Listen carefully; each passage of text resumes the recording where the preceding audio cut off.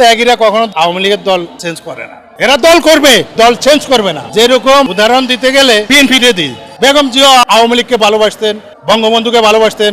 আমার কাছে আছে ফুটেজ, সবাই জানে, সারা বাংলাদেশে জানে। 70-এর নির্বাচনে বঙ্গবন্ধুকে ভোট দিচ্ছেন, সেখানে জিয়াউর রহমানও বিএনপির দল গঠন করছে, কিন্তু অন্য দলে যোগ দেয় নাই। তখন তো কোনো দল ছিল না, তখনও দল ছিল জাসদ, উনি জাসদে যোগ দিতে পারতেন, উনি মুসলিম লীগে যোগ দিতে পারতেন, উনি নিজে দল গঠন করছে। তাহলে আওয়ামী লীগের ঐতিহ্য বলে অন্য দলে যোগ দেওয়া নাই। তাহলে যারা যোগ দিবে তারা দেশের বিশৃঙ্খলাকারী। ঢাকা বিশ্ববিদ্যালয় থেকে বাংলাদেশের যারা ছাত্ররা আন্দোলন করছেন চাকরির জন্য, এরপরে ওনারা দল গঠন করলেন, ইউনূসকে আনি ক্ষমতায় বসাইলেন। ইউনূস ছাড়া কি আর বাংলাদেশে কেউ ছিল না?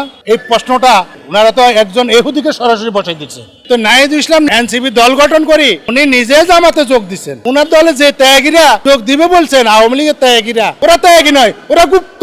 এই গুপ্তদেরকে যারা এই আওয়ামী লীগ থেকে বিএনপি করবে, বিএনপি থেকে আওয়ামী লীগ করবে, এরা হচ্ছে গুপ্ত, দেশের বিশৃঙ্খলাকারী, অপরাধী। এই গুপ্ত দিয়ে আপনি কি রাজনীতি করবেন? অপরাধী ছাড়া যে কোনো ভালো লোক আওয়ামী লীগ করুক, বিএনপি করুক, তাতে কিছু যায় আসে না।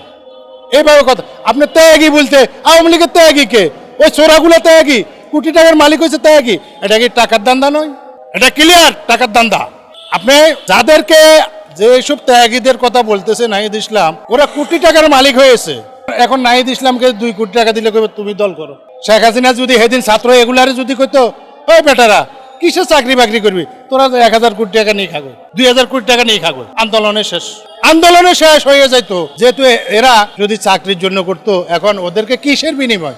চোরদেরকে। আমাকে যদি কয় আপনি এনসিপিতে যোগ দেন, আমি 2 টাকা দিতে পারবো না।